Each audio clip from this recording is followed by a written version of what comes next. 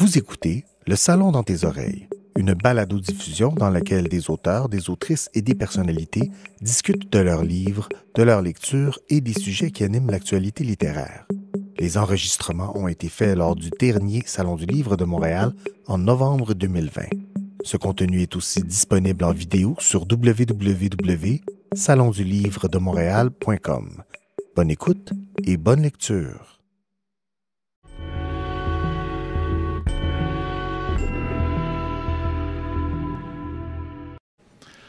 Bonsoir, mesdames et messieurs, et bienvenue au cabaret littéraire de l'intime du Salon du Livre de Montréal. Habituellement, un dimanche à 20h, tous les auteurs, les autrices, les représentants des maisons d'édition essaient de reprendre leur souffle après des jours et des jours, avoir passé des dizaines de milliers de visiteurs. Mais cette année, c'est différent. Vous êtes à la maison et on va tenter de créer des liens invisibles à travers la caméra. Et on va tenter de vous rejoindre puis de vous faire vibrer au rythme de la littérature pendant 1 heure. Je m'appelle Samuel Larochelle, je suis un journaliste, je suis un écrivain et c'est moi qui ai l'honneur d'animer cette soirée. C'est une des dernières activités du Salon du Livre cette année. Et je vais vous présenter 6 auteurs et autrices durant la prochaine heure. Il va y avoir Pascal Navarro, David Hummel, Louise Portal, Caroline Dawson, Émilie Bibeau, Marie Darcini. Et moi-même, je vais lire quelques extraits un peu plus tard. Ils vont en fait lire des extraits de 5 à 7 minutes chacun. Ça va être une façon pour vous de découvrir leur univers et d'avoir envie de lire leur œuvre au complet, d'aller l'acheter, d'aller l'emprunter. Pour la prochaine heure, en fait, on vous convie à une soirée édredon. On est 7 plumes et on va tous tenter de vous envelopper avec nos mots, de vous envelopper avec nos histoires puis avec ce qu'on a dans le cœur. Ce soir, en fait, on vous invite à oublier la pandémie, à vous laisser bercer par les histoires des auteurs et des autrices, à écouter leurs intonations, leur rythme, leur nervosité, leur confiance et tout ce qui se passe en dedans et qui se révèle à travers la voix. Et la première personne que vous allez entendre ce soir, vous la connaissez très, très bien. Elle s'appelle Émilie Bibeau. Vous la connaissez bien parce qu'elle est un peu partout. Depuis sa sortie du Conservatoire d'art dramatique, elle a joué, en fait, le Conservatoire de Montréal, elle a joué dans plus de 25 pièces de théâtre, dans presque autant de téléséries et de téléromans à la télé. On l'a vu au cinéma, on l'a vu à la LNI, on l'entend à la radio dans l'émission à Radio-Canada, Plus on est de fou, plus on lit. Et c'est d'ailleurs à l'émission qui est animée par Marie-Louise Arsenault qu'elle a débuté ses chroniques du Cœur Vintage. C'était en 2013, ses débuts. Le Cœur Vintage, c'est arrivé un petit peu plus tard. Ensuite, c'est devenu un spectacle qui a été présenté au Théâtre de la Licorne. Et cet automne, c'est sous forme de livre qu'on peut découvrir les hauts et les bas de sa vie amoureuse. En 2018, j'avais fait une entrevue avec Émilie, puis elle m'avait dit « Un cœur vintage, c'est un cœur hypersensible qui a l'impression de ne pas appartenir à la bonne époque. » Elle me disait aussi qu'après des années à jouer les mots des autres, elle aimait avoir un petit cocon sur lequel elle avait du contrôle, un espace très personnel en marge de tout le reste. Donc, pour les prochaines minutes, je vous invite à découvrir une œuvre impudique, légère, touchante, et je lui cède la parole. Numéro 4, Nouzia et les haricots. Rien de nouveau sous le soleil, ton cœur vintage tranquillement étendu au parc se remet encore une fois d'un scratchage olympien. Pattern habituel, il s'est laissé séduire par quelques petits sketchs laissant présager le meilleur, suivi d'un chocage prévisible exécuté dans les règles de l'art et avec un grand manque de classe par un adolescent que tu avais pourtant cru sensible, mature et gentleman et blablabla. Bla, bla, bla. Toi, qui étais si fier d'avoir eu le courage d'y croire encore une fois avec cette candeur étonnamment toujours renouvelée, tu t'es ramassé à répandre tes larmes en boule par terre sur la céramique froide de la cuisine pour quelqu'un sur qui tu tripais même pas. Tu vas donc chercher du réconfort auprès de Schopenhauer, philosophe guilleret s'il en est un, qui te dit que nous pouvons considérer notre vie comme une perturbation inutilement pénible dans le bienheureux repos du néant. et que l'existence humaine doit être une sorte d'erreur, on peut dire, elle est affreuse aujourd'hui et chaque jour elle sera pire jusqu'au désastre final.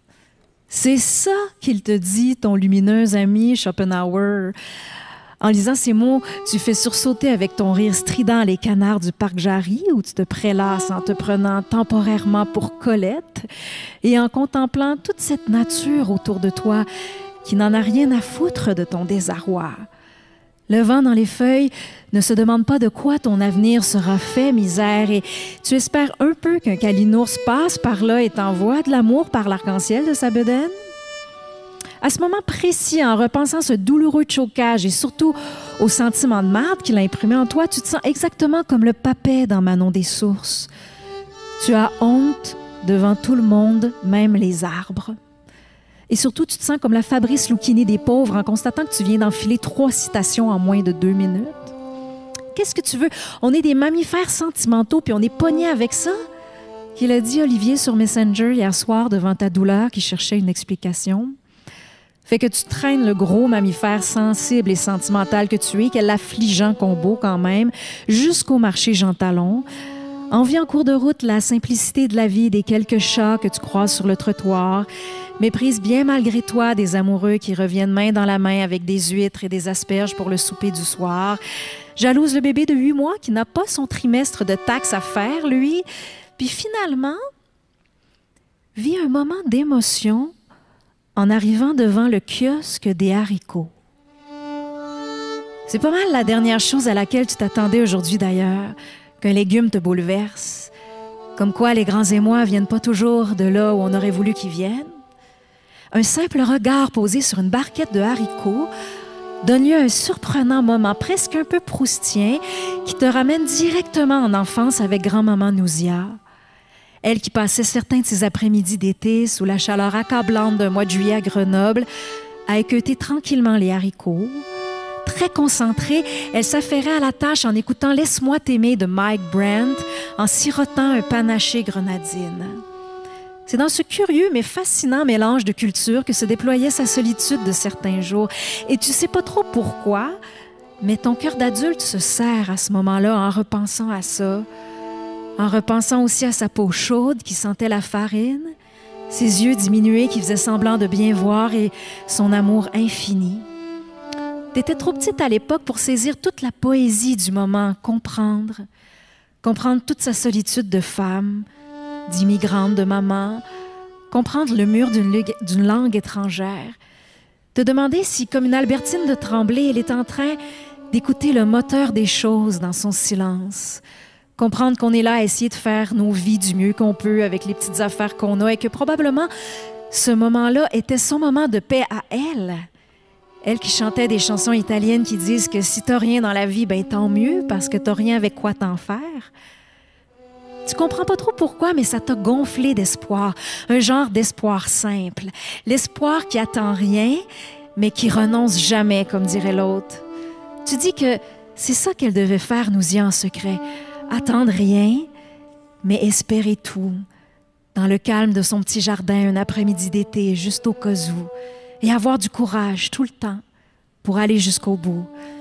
Puis toi, ben, c'est toi qui t'es retrouvé à équeuter les haricots un après-midi de juillet à Montréal. Et dans ton silence, tu repensais à lui, là, le scratchage olympien, en te disant que le problème, c'est que tu aurais aimé ça qu'il soit lui, mais en quelqu'un d'autre. Quelqu'un qui aurait sa face, ses jokes, puis ses chemises, mais en version généreux, puis aimant, puis loyal, puis tout. Fait que ce sera pas lui, parce qu'il est pas comme ça, c'est tout. C'est plate de même, la vie, des fois. Quand les gens ont l'honnêteté de nous dire comment ils sont, il faut les croire. Qu'elle a dit, Fanny? J'imagine que ça résume un peu la vie des mammifères sentimentaux, finalement. Tomber dans la trappe, celle où on s'obstine à vouloir transformer quelque chose qui ne changera pas. Puis ça, ben, ça peut créer du magnifique des fois, mais des histoires tristes aussi. Puis trop de tristesse, c'est pas bon pour la santé. Surtout celle des mammifères sentimentaux. Ce qui est bon pour eux, c'est une réalité qui fait de son mieux, avec ben de la sincérité. Ouais, toujours faire de son mieux, qu'elle aurait dit, Nouzia. C'est la clé des après-midi épanouis. Ceux-là avec du soleil, puis des haricots, puis de l'espoir simple.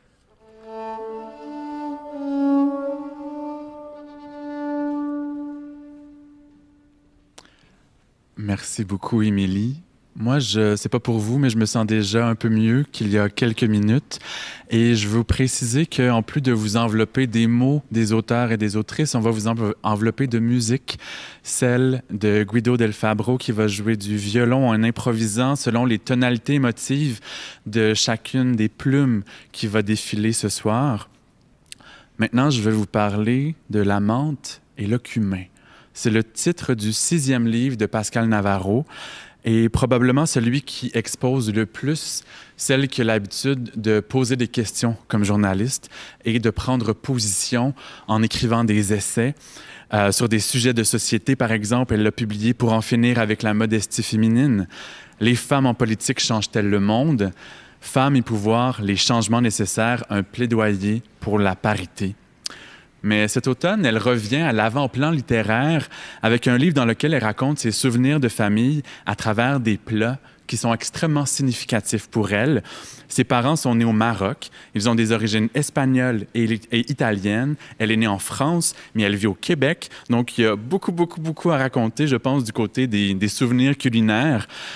Ce soir, elle va nous livrer ces mots qui vont vous mettre l'eau à la bouche, vous faire comprendre d'où elle vient et peut-être où elle s'en va.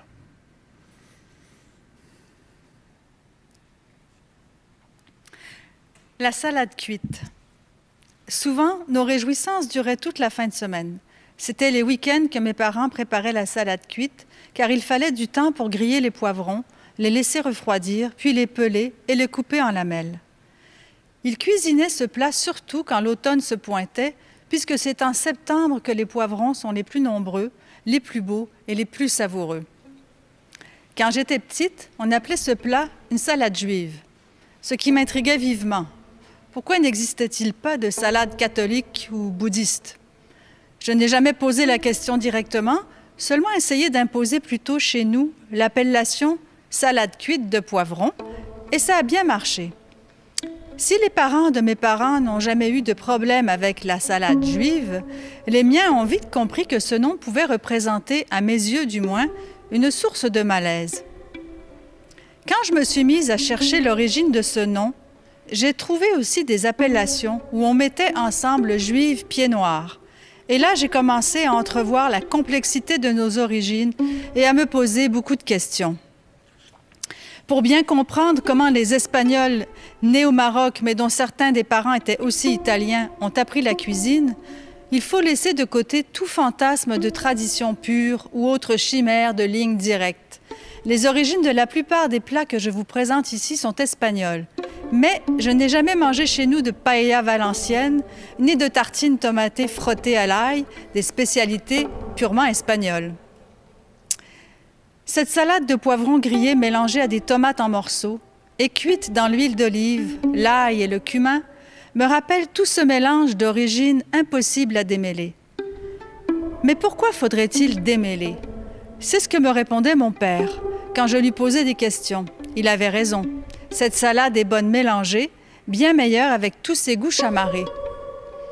Quand je la prépare pour la manger telle quelle ou en faire une frita que l'on sert chez nous avec de l'agneau, de la volaille ou des œufs au plat, l'odeur des poivrons grillés persiste plusieurs jours dans la maison, même si on aère longtemps. Ce parfum terreux du cumin, mêlé à celui des poivrons grillés, ne se retrouve nulle part ailleurs que dans la cuisine de ma famille.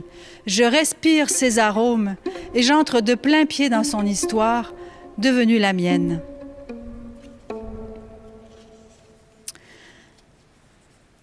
Alors que j'avais une vingtaine d'années et que je traversais une mauvaise passe, j'avais pu me relever grâce à des gestes qui, enfant, me procuraient du bonheur. La cuisine en faisait partie. Je me revois dans un appartement désolé du plateau Mont-Royal, sortir la planche à découper, fixer quelques tomates et des concombres et me dire qu'ils allaient me sauver. Je les avais coupés minutieusement. J'avais composé une petite assiette, j'avais mis de la musique et j'avais dressé la table.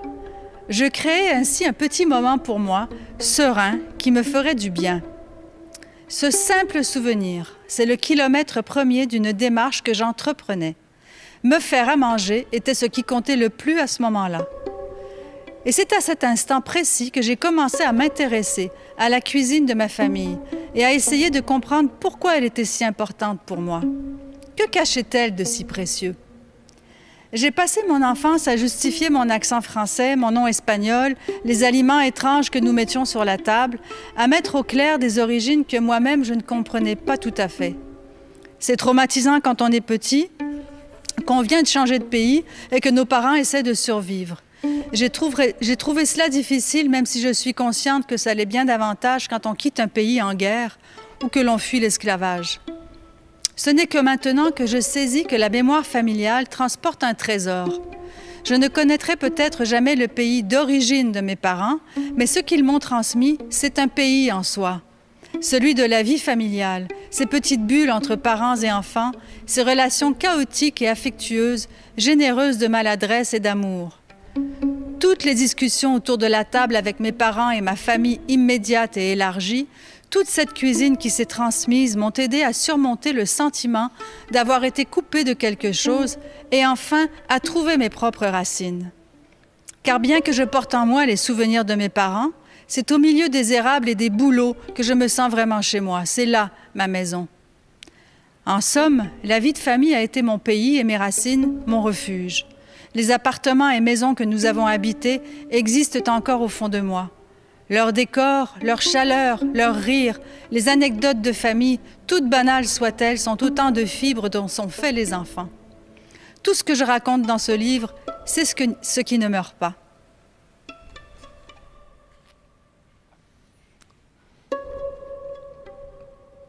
Après avoir écouté Pascal, je pense que je ne suis pas le seul qui a peut-être envie de voyager.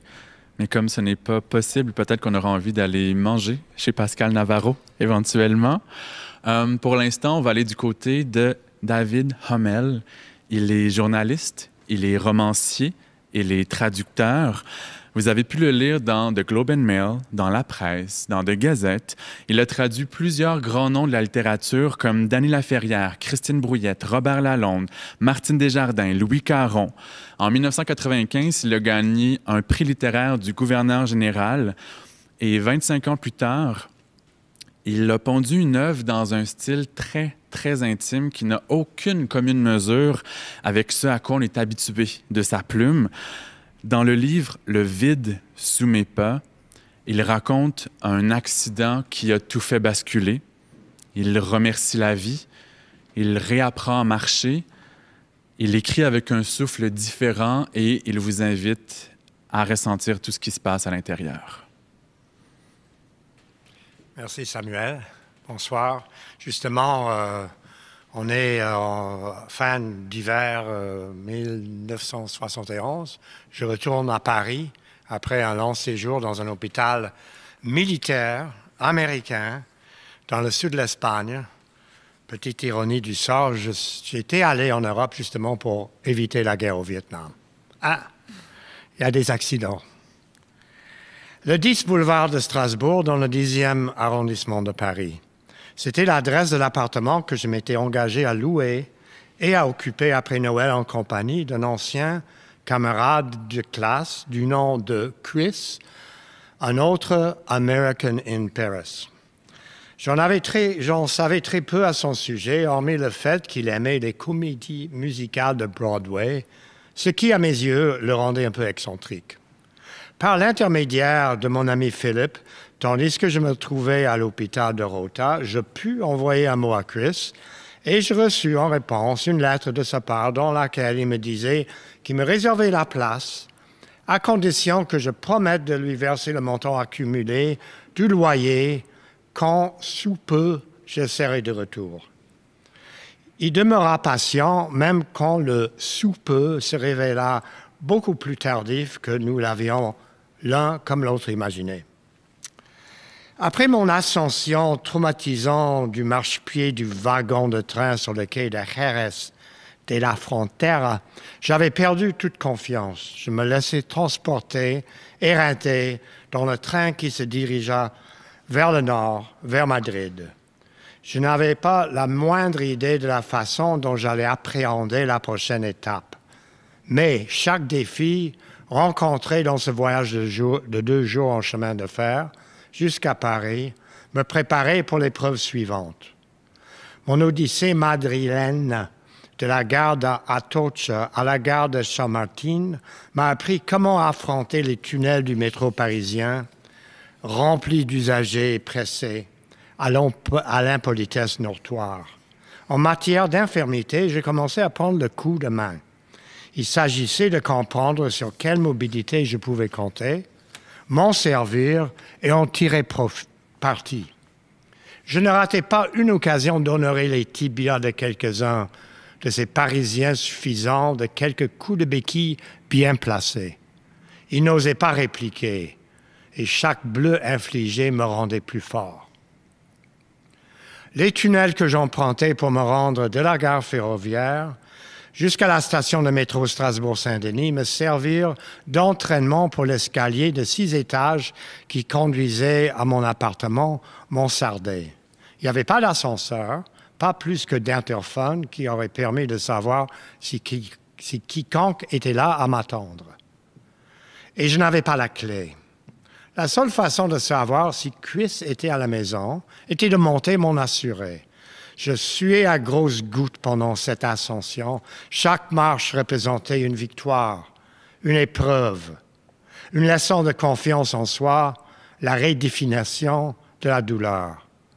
Une odeur déplaisante s'élevait de mon corps. Je la connaissais bien et je ne l'aimais pas. Je préférais, comme aujourd'hui encore, l'odeur corporelle naturelle au charme occidental discret du déodorant. Mais il y a quelque chose dans la résurgence des effluves de vieille sueur qui est synonyme de négligence. À 18 ans, je sentais le vieux. Lorsque j'arrivais en haut du large escalier aux courbes fluides maintes fois représentées au cinéma dans tant de films romantiques tournés à Paris, le travail proprement dit commença. Derrière une porte mi-close, une autre volée de marches plus étroite s'élevait. Mon nouvel appartement se trouvait au 6e étage tout en haut de cet escalier, bien plus modeste que le premier, dans un lieu où logeaient autrefois les femmes de chambre affectées au logement plus somptueux situé en bas, la célèbre chambre de bonne. J'attaquai les derniers mètres de mon ascension et parvins à un couloir. Il y avait là un fatras de paillasson usé jusqu'à la corde, de bottes renversées, de paniers d'épicerie à roulettes suspendus à des clous, de dessins d'enfants scotchés aux endroits où le papier peint se décollait. C'était le Paris des immigrés, le Paris des étudiants, le Paris des mal-aimés. Sur une porte, sur une feuille de papier qui devait être là depuis longtemps et désormais enroulée sur elle-même, était inscrit « Bienvenue à la maison David ». Je pleurais. Je fis ça rapidement et sans grands épanchements. Je ne m'éternisais pas. Je suis expéditif quand il s'agit de verser des larmes. Quand j'eus terminé, je frappai à la porte. Chris, mon nouveau colocataire, m'ouvrit. Il avait renoncé à m'attendre, m'imaginant abandonné, coincé quelque part, mort en définitif, même si je lui avais assuré le contraire. Il se voyait quitte pour payer des mois d'arriérés de loyer qu'il serait incapable de débourser. « Mon Dieu !» s'exclama-t-il. « Mais je n'ai pas fini de faire le ménage. » On s'est donné une accolade maladroite et virile. De lui, je savais presque rien, et il se retrouvait tout d'un coup dans le rôle de mon sauveur. Il était, en même temps, au même point que moi, un étudiant américain désorienté et sans le sou, présent pour des raisons frauduleuses dans la capitale de l'amour romantique. Merci. Bonne soirée. Merci, David, pour ce retour dans le temps. Maintenant, on revient en 2020 avec Marie d'Arcigny. Comment je pourrais vous la présenter? Je pourrais dire d'abord que c'est une poétesse montréalaise qui s'intéresse tout particulièrement aux œuvres très fortes qui sont créées par des femmes et par des membres des minorités. Elle est la coéditrice de Filles Missiles, qui est une plateforme littéraire féministe. Et en 2014, elle a publié A Little Death Around the Heart. Elle a récidivé en 2017 avec Filles et puis en 2018 avec 30. Et c'est d'ailleurs un extrait de 30 qu'elle va nous lire. Comment je pourrais vous présenter cette œuvre? En fait, on s'intéresse à une jeune femme qui s'imagine mourir avant ses 30 ans et qui décide de documenter sa dernière année de vie avec les mots. Donc, c'est tout cela que vous allez découvrir dans un instant. Merci. Je me suis juré d'écrire tous les jours de cette année numéro 29, mais il ne faut quand même pas obséder avec ça. Les obsessions, je connais ça. Mais à quel point est-ce une bonne idée de toujours ressasser les mêmes mauvaises idées? Le psychologue et les mères s'entendraient pour dire que le négatif attire le négatif. Les obsessions entraînent les obsessions. D'ailleurs, moi, j'ai obtenu un 2 pour 1 dans ce département-là. Ma mère est psychologue. C'est sa profession, bien que pour moi, elle occupe le seul et unique rôle de mère.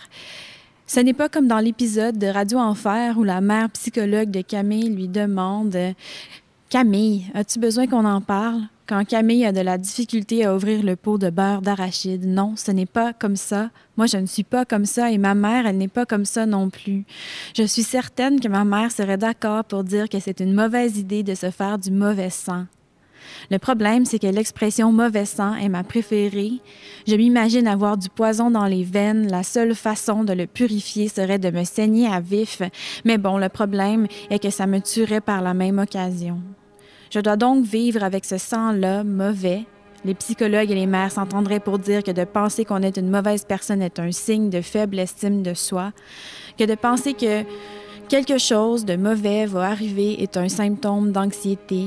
En gros, moi, je suis un symptôme de tout, mais pour quelle raison juste? J'aimerais mieux être Patricia Arquette dans Stigmata, être clairement possédée par les 15 langues, faire exploser les wagons de métro, que ça finisse en bonne et due forme avec un exorcisme. Au moins, si je jouais dans Stigmata, je serais blonde et jolie. Comme Nelly, comme Marie-Cici et Lizzie, un coup parti. Bref, je voulais seulement dire qu'il ne faut pas obséder. Bref, je voulais seulement dire que c'est fini pour aujourd'hui. C'est fini pour cette année, pour cette vie-ci. Avez-vous vu le film Martyr? J'avais auditionné pour jouer le rôle de la suppliciée. Oui, la suppliciée entre guillemets, car c'est bien le nom du rôle si je me fie à IMDb. Dans ce temps-là, j'aurais accepté une clause de nudité pour me faire peindre le corps et faire bouger mes os à l'écran. Mais bon, je n'ai pas eu le rôle, malgré des années de danse classique et de grammaire du corps. J'ai quand même vu le film et je n'ai pas dormi de la nuit. Mais bon, Martyr, ce n'est pas la vraie vie. La vraie vie, c'est d'avoir 29 ans et de tenter de n'obséder sur rien. D'ailleurs, quand je ferme les yeux, je ne vois rien. Les mères et les psychologues s'entendraient pour dire qu'il n'y a rien de mieux que la visualisation. Alors, je ferme les yeux et je ne visualise rien. Pas au sens où je ne visualise pas, non. Au sens où je visualise le rien lui-même. Je regarde le néant de mes 30 ans qui approche. Je les entends débouler l'escalier, se buter contre la porte du hall d'entrée. Ce sera à moi de leur ouvrir ou pas. Je me suis juré d'écrire tous les jours de cette année, alors on verra bien. Il suffit seulement de ne pas obséder. C'est la clé.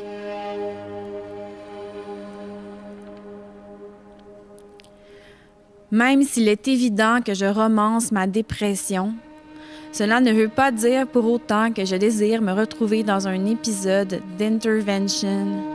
Le miroir devant mon bureau me renvoie mon image lorsque je me penche sur les minces lignes découpées sur le dos d'un ouvrage de théorie féministe.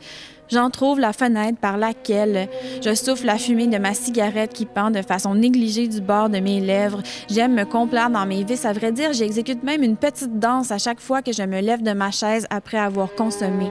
Je me prends pour Beyoncé, alors que je suis plutôt Lindsay Lohan. D'ailleurs, on me poserait la question et je ne sais même pas si je dirais oui à la Betty Ford Clinic, au Remuda Ranch, Florida, au Sunset Center of Healing. Je ne sais pas si j'oserais le faire pour moi.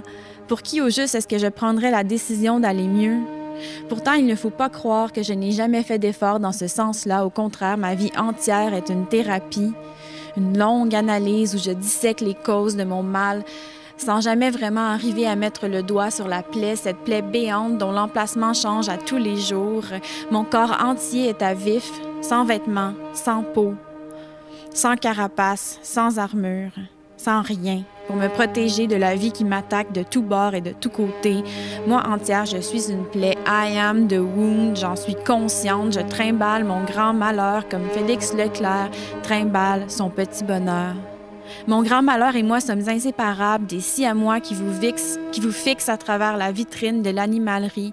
Un spécial 2 pour 1 aux Ardennes. Les jumelles dans le film The Shining.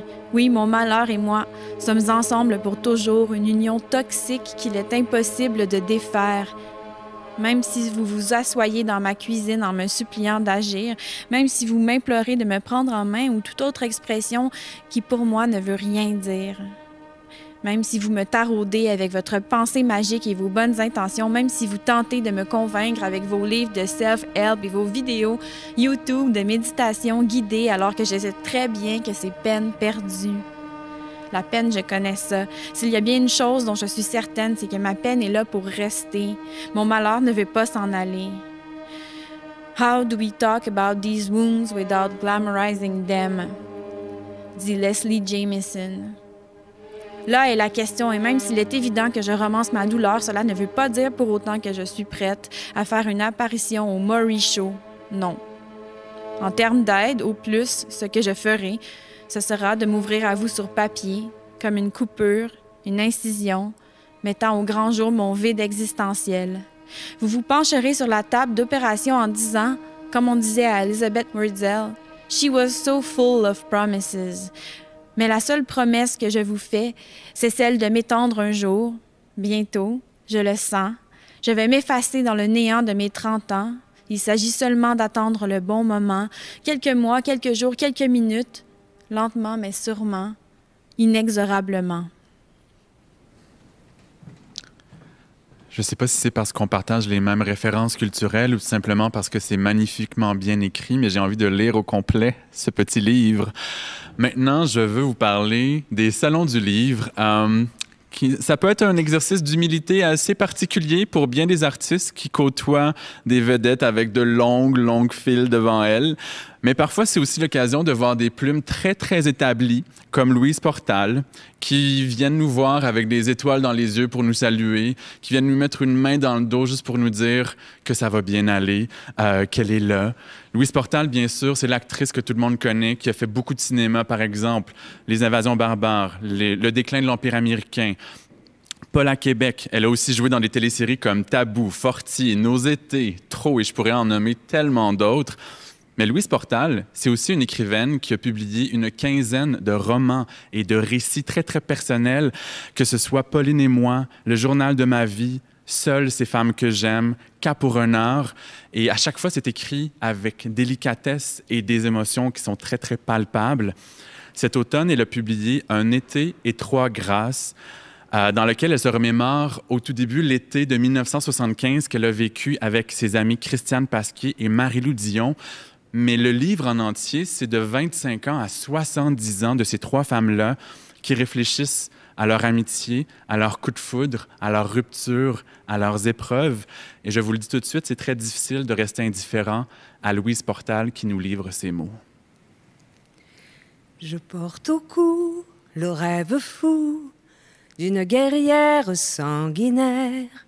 Je porte au cou le rêve fou de mes espoirs d'être aimée. Été 1975. La saison estivale soupirait déjà. À la fenêtre de ma petite chambre, je l'entendais dans la brise qui frôlait les arbres. Ombrelle pour mon âme amoureuse, fragilisée par trop d'attentes. On nous surnommait les 3 grâces. Jeunes comédiennes au milieu de la vingtaine, nous jouions pour tout un été au légendaire théâtre La Marjolaine à Eastman. C'était une comédie musicale où chaque soir nous chantions l'amour d'une Madeleine de Verchères que j'interprétais avec bonheur en compagnie de mes partenaires Cri-Cri et Marie-Lou. Je les appelais ainsi alors. J'étais la Lou du trio. Une quatrième grâce du nom de Loulou nous chorégraphiait des numéros de danse à claquettes qui enchantaient nos soirées au théâtre. Nous habitions toutes les trois dans un charmant petit chalet surnommé l'Oasis, qui avait fait son nid sous les sapins de haute stature. Le parterre était traversé d'un ruisseau, au bord duquel j'ai versé les larmes de cette princesse en attente dont j'avais endossé le rôle dans ma vie comme sur la scène. En ces années de ma jeunesse, je me laissais trop souvent prendre au mirage de la séduction, du désir fulgurant, qui envoûtait la romantique que j'étais. J'avais d'ailleurs inscrit dans mon cahier « Je suis une romantique, une amoureuse éternelle, morte d'avance et en retard d'un siècle. » Un été brûlant pour nous trois, tant sur les planches à jouer, à chanter, à danser, que dans nos lits, à recevoir les princes de la nuit. Des musiciens, des acteurs, quelquefois de jeunes hommes épris, envoûtés par notre beauté et notre rayonnement d'artistes de la scène. Bon, il y avait de quoi être admiratif. Nos 20 ans nous sculptaient des corps voluptueux. Nous étions de jeunes femmes libres qui, sans pudeur, offraient leur désir à qui voulait bien venir se blottir entre nos draps. Les trois chambrettes du petit chalet murmuraient alors des refrains passion à l'unisson. Ah, j'avais 25 ans. J'étais submergée par une quête d'amour que j'arrivais peine à comprendre, qui consumait mes jours plongés dans l'attente et mes nuits désolées à espérer le retour de celui que je surnommais le chevalier célèbre. Il me faisait languir par ses absences et par ses promesses non tenues. De plus, la distance entre nous creusait un gouffre d'incompréhension dans mon âme énamourée. Il faisait carrière à Los Angeles, et moi je jouais dans ce petit théâtre d'été la complainte d'une Madeleine. Et pour coucher sur papier mes émois d'amoureuse, je commençai à rédiger le récit de mes jours dans un petit cahier qui, au fil des années, a fait naître mon premier livre, Jeanne Janvier, en 1981. Mon chevalier s'en vient. Je suis nerveuse comme à un premier rendez-vous. Nous avons tellement à reprendre, à poursuivre. Je viens m'asseoir à la table des soupers champêtres dans le sous-bois odorant. J'ai un corps de fillette bleu marin. Le foulard turquoise est ma seule beauté. Amoureuse échappée, mes chandails de laine garnis de perles dorment à la ville. L'hiver se cache dans mes fourrures dorées. Je suis partie vivre l'été et ne sais quand je reviendrai. Soir de relâche au théâtre La Marjolaine. Je ne joue pas. J'attends mon chevalier, voilà tout ce que je sais. 20 heures. Il n'est pas venu. Es-tu en train de me mentir dans cette absence qui se prolonge, dans ces rendez-vous que tu donnes et tu ne respectes pas? 3 heures du matin. Mes amis parlent dans la cuisine, je me retire dans ma chambre, je m'absente de tout ce qui est extérieur à moi. Mon tablier, je le dépose au seuil de la nuit. Amoureuse, servante, déçue, on parle dans la cuisine, on parle trop fort. Silence! Silence, envahis-moi. Drapé dans le mutisme enfoui, je dois partir à ma recherche. Que me réserve le prochain matin? Que me réserve septembre? Que serais-je devenue? Quelle couleur, quel mouvement aura ma vie? Serons-nous deux? Serais-je une planète? Basculerais-je dans le néant? Serais-je vivante? Serais-je pierre ou sirène? Je me retire. Je me demande si je ne suis pas en train de me noyer. Malgré moi, de la fenêtre de ma chambre, je guette la route, le passage d'une voiture espérant ta venue. Je ne peux plus t'attendre, je ne veux plus t'attendre, mais tout mon être est en suspens. Je n'ai plus aucune énergie que celle de ma désespérance. Évanouie, je ne peux plus rien faire, rien dire, rien écrire. Mes prunelles se voilent, mes cheveux noués m'emprisonnent la tête, ma gorge brûle. Mes mains sont paralysées de ne pouvoir te toucher. Je me sens comme une princesse emprisonnée dans de la cellophane. J'étouffe. J'éteins mes mégots dans un cendrier plein d'eau, des noyades. Je n'ai même pas de peine, je suis déçue, écœurée, vidée. En souvenir de nos amours, je pleure en silence.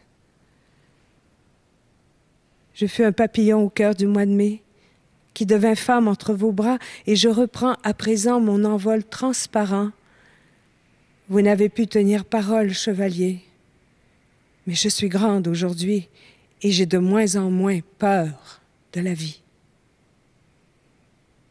Mes sœurs de Sainte-Christiane et Marie-Lou en faisaient tout autant. Chaque jour durant cet été, nous avons confié à notre petit cahier la rumeur de nos cœurs.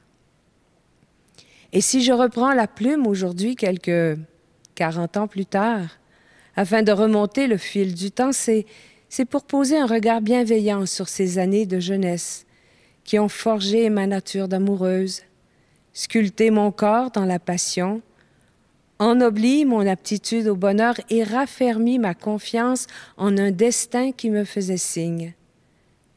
Et mon regard s'attendrit en voyant celle qui chantait « Ami, tu passes » et puis s'efface le goût discret de tes baisers.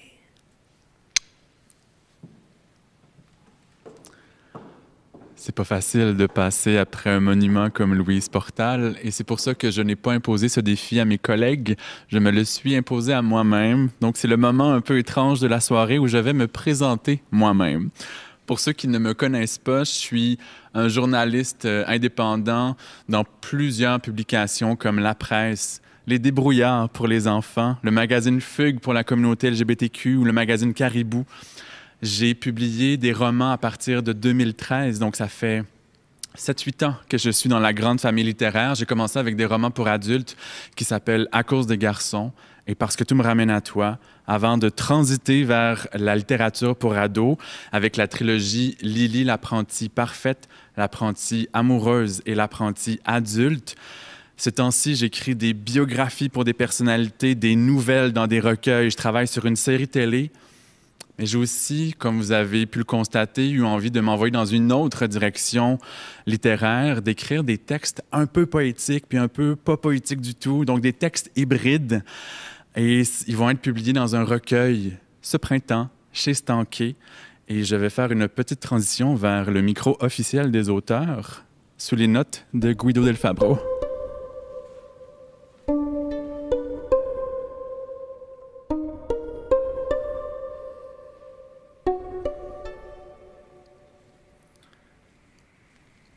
Ça s'appelle « Les toits de la rue Panet ».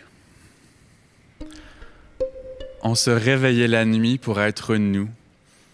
Avant même d'ouvrir les yeux, mes lèvres s'activaient dans ton cou.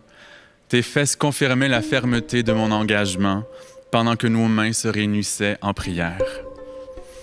Amants aimantés, amoureux non déclarés, nous dansions avec tendresse et brutalité en offrant aux insomniaques de la rue Panet un concert de gémissements sans partition. Au terme de ce ballet chorégraphié en direct, nos corps se reposaient sur la scène de ta fenêtre, lumière allumée, volets ouverts. J'offrais à mes poumons un peu d'oxygène pendant que tu noircissais les tiens de nicotine.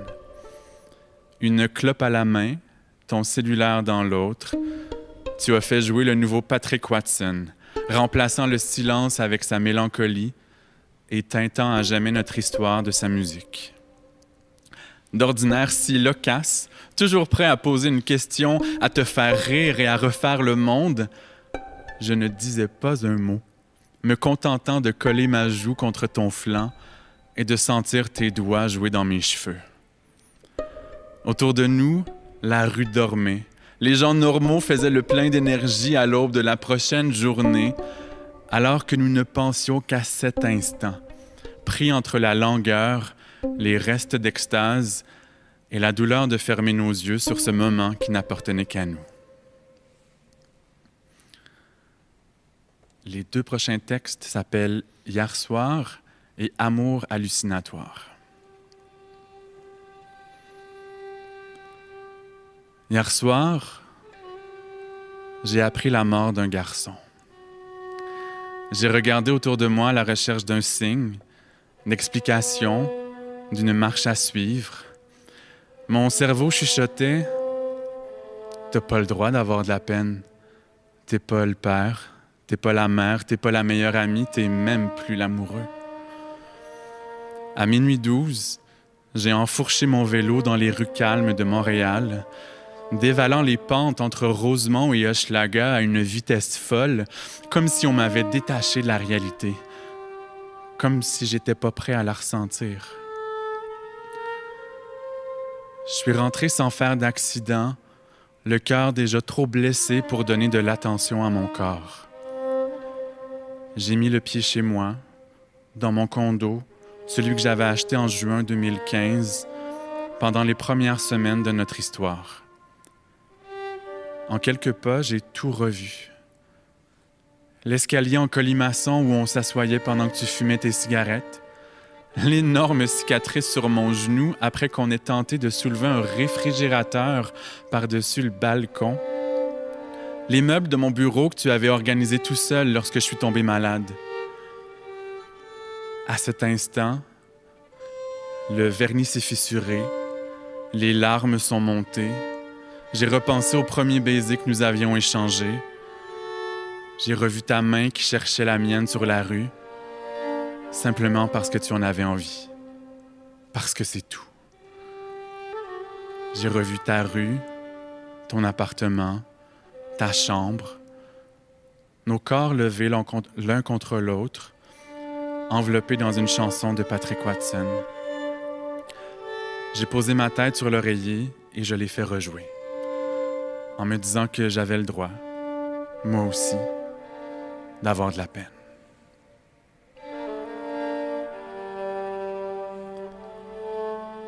L'autre jour, j'étais halluciné sur l'application de rencontre où nous nous étions connus il y a 2 ans.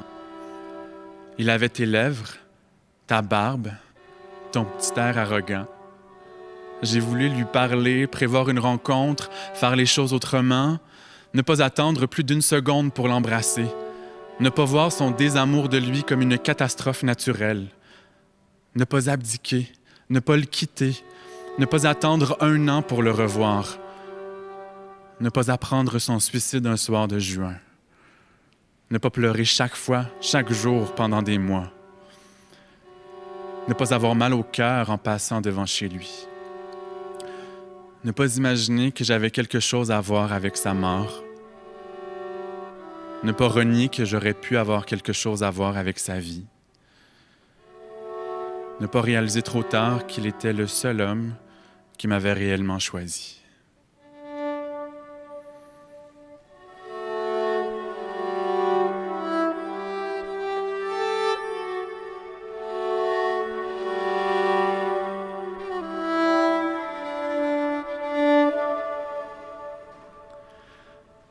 La dernière plume de la soirée, et non la moindre, est celle de Caroline Dawson. Elle aussi, elle a plusieurs métiers. En plus d'être une enseignante en sociologie au cégep Édouard-Montpetit, c'est une autrice. En 2018, elle a été finaliste au Prix du récit de Radio-Canada pour un texte qui a un titre fabuleux. Ça s'appelle « Les Honeycombs » de Madame Thérèse et ça raconte le premier hiver, je suis un petit peu troublé de ce que je viens de lire, premier hiver de la jeune réfugiée qu'elle a été jadis dans une classe d'accueil et de francisation. Et dans 2 jours, elle va publier son premier livre aux éditions du Remue-Ménage. Ça s'appelle « Là où je me terre ». Et c'est une œuvre composée de fragments d'histoire, de fragments d'émotions qui se lit comme un roman. On va y retrouver la même petite fille que dans le récit. Et elle va nous raconter son arrivée au Québec, son intégration et tout ce qu'elle a ressenti dans ses premiers jours dans cette société québécoise. Travailler, c'est trop dur. Elle était éducatrice en service de garde au Chili. Elle faisait aussi du théâtre pour enfants. Elle était source d'émerveillement, elle riait et semait la joie partout où elle allait. Lui, il était syndicaliste et enseignant. Il avait l'habitude de prendre la parole, d'être celui que tous regardaient. Pas ici. Ici, mes parents ont eu des vies faites d'ordre, de tête baissée, de mutisme. Parmi 1001 jobines usantes et mal payées qu'ils ont dû se taper au fil des années, ils ont subsisté en faisant, en plus de leurs emplois de jour, le ménage dans une banque. Mes parents travaillaient dans l'anonymat, à l'abri des regards, à la fermeture des bureaux, quand il fait noir, quand c'est silence. Dans la pénombre, personne ne pouvait voir que ma mère était de celles qui adorent les tout-petits, même ceux qui ne sont pas les siens, et qu'elle passerait toute sa vie à s'en vouloir d'avoir manqué une partie de notre enfance, à travailler 2, 3 jobs pour y arriver. Personne ne devinerait que mon père était le meilleur orateur que j'ai rencontré, que quand il parlait, tout le monde l'écoutait. En faisant le ménage, il se taisait. Chaque soir après l'école, il nous trimbalait à une des succursales de la CIBC pour les accompagner le temps qu'il nettoie les bureaux. C'était un travail au noir, mais au moins nous étions ensemble. Ce que je me faisais chier. Mon ennui n'était rien en comparaison de ce que vivaient mes parents en torchant les toilettes d'une vingtaine d'employés. Je chialais parce que je m'ennuyais pendant que ma mère avait la tête dans la cuvette d'une toilette et que mon père se broyait le dos à passer l'aspirateur sur 2 étages. Il suait pendant que mon petit frère et moi faisions semblant de dessiner dans la salle à dîner vide et sans personnalité. La salle qui sentait le filtre sale de la machine à café, le plastique des distributeurs d'eau avec leurs gros bitons de 19 litres et un mélange de Windex et d'eau de Javel. Nous n'avions pas le droit de toucher à rien, alors nous touchions à tout en cachette. Le high de la découverte durait 1 ou 2 semaines. Nous arpentions la place sans rien déplacer au début. Puis nous prenions nos aises. Nous nous assoyions sur les chaises, ouvrions les tiroirs. Nous trouvions rapidement les bonbons, les tampons, les condoms. Nous fouillions dans les agendas laissés là, nous lisions tous les papiers, parfois même ceux de la poubelle. Nous regardions partout, partout, partout. Si mes parents travaillaient, nous, on s'occupait. On s'occupait tant qu'à la fin, je savais tout de la vie et des habitudes des employés. Comme une détective, je scrutais les indices de la vie des autres. C'est là que j'ai appris à appréhender le monde en regardant les retailles laissées par ceux et celles qui vivent à la lumière, les citoyens et citoyennes à part entière. C'est là que j'ai appris à donner du sens aux morceaux épars que je pouvais recueillir, même s'ils se trouvaient dans leur vidange. Je vivais leur vie par procuration. Parmi la vingtaine d'employés de cette succursale de la CIBC, c'est Mme Cyr qui réussissait le plus à m'émouvoir. Après quelques jours d'absence, où il n'y avait rien à nettoyer dans son cubicule, j'ai retrouvé la photo de son mari, celle qui trônait avant dans un cadre en plastique sur son bureau, déchirée en 2, balancée à la poubelle. Je l'ai ramassée. En fait, je ne l'ai pas juste ramassée. Je l'ai ramassée et avec le scotch tape de Mme Cyr, je l'ai recollée. Je voulais la garder et attendre 6 mois, 1 an, le temps que l'eau coule sur les ponts. Je voulais attendre que le divorce soit digéré pour la remettre dans ses affaires, pour raviver ses souvenirs une fois la colère passée. J'avais prévu la garder et la mettre subtilement dans un des livres de Danielle Steele qu'elle laissait traîner sur le coin de son bureau comme signet. Elle aurait alors soupçonné un collègue à l'âme mauvaise, pas une petite réfugiée de 8 ans qui s'ennuyait à mourir pendant que ses parents se tuaient à l'ouvrage. On ignorait notre existence, je m'arrangeais pour la révéler. Même s'il était hors de question que je signe mon crime, je voulais laisser une trace, ne pas demeurer invisible. Mais bon, j'avais 8 ans, alors la photo, je l'ai évidemment perdue. Et puis, la photo d'elle et de ses enfants en vacances qui est venue remplacer celle du père était belle. Mme Cyr avait coupé ses cheveux, changé ses lunettes, était plus flyée, avait un sourire franc malgré ses yeux tristes. Puis, il y avait le boss, enfin un des boss ou un sous-boss de ceux qui doivent encore travailler pour de vrai. Il avait le plus grand bureau, un des seuls avec une fenêtre et une immense bibliothèque que ma mère détestait. Elle ne contenait que des manuels d'économie et des cartables de statut financier qui prenaient toujours trop de temps à épousseter. Pas de vrais livres, aucun, pas même de Danielle Steele. Le sous-boss était le seul à ne pas avoir une simple chaise, mais un fauteuil en cuir qui tourne. J'aimais passer du temps dans ce fauteuil trop grand et regarder la bibliothèque sans vrais livres. Je voulais pas sa job, mais sa place. C'est sur ce fauteuil, celui d'un sous-boss de la banque CIBC à la fin des années 80, que j'ai eu l'idée d'écrire un livre. Si nous devions être là tous les jours de la semaine, aussi bien leur voler quelques feuilles 8,5 par 14, les plier en 2, les brocher et en faire un bouquin. Premier livre donc, un best-seller tiré à un seul exemplaire. J'avais écrit l'histoire, mon petit frère m'avait aidé à la dessiner. Ça racontait l'odyssée de 2 enfants qui ont trop la flemme pour torcher leur chambre et qui trouvent toutes sortes d'excuses pour s'en dispenser. Page après page, ils arrivent à ne jamais toucher au désordre et à le laisser là pour que quelqu'un d'autre le ramasse à leur place. Le livre s'intitulait « Le ménage, c'est ridicule », mais il aurait aussi bien pu avoir pour titre « Le désaveu ». Notre grande trahison était toute là, pas même subtile. Pendant que nos parents s'éreintaient à gagner leur vie, notre vie, nous nous désolidarisions de leur épuisement quotidien pour raconter notre petit spleen. Quand je repense à la job de mes parents, ce qui me frappe, c'est que jamais il ne nous est venu l'idée de les aider. Jamais ils ne nous l'ont demandé. Toute notre jeunesse a été comme ça. Ils ont torché partout. Des maisons de riches à l'île des Sœurs, des appartements de luxe à Westmount, des hôtels 5 étoiles du centre-ville, des bureaux de dentistes de la Rive-Sud, des banques à la devanture vitrée à l'architecture froide comme celle de la CIBC. Ils ont torché partout pour qu'on ait le luxe de s'ennuyer. Notre processus créatif est né là, au fond des poubelles des autres que mes parents ont dû soulever pour que nous puissions nous asseoir, tranquilles, à observer le monde et le mettre en mots. Merci de croire à la littérature, au pouvoir salvateur des mots, et je vous encourage à faire un tour dans les bibliothèques et dans les librairies du Québec. Je ne vous demande pas de découvrir les plumes québécoises pour les encourager, mais parce qu'on est bon et parce qu'on est bonne.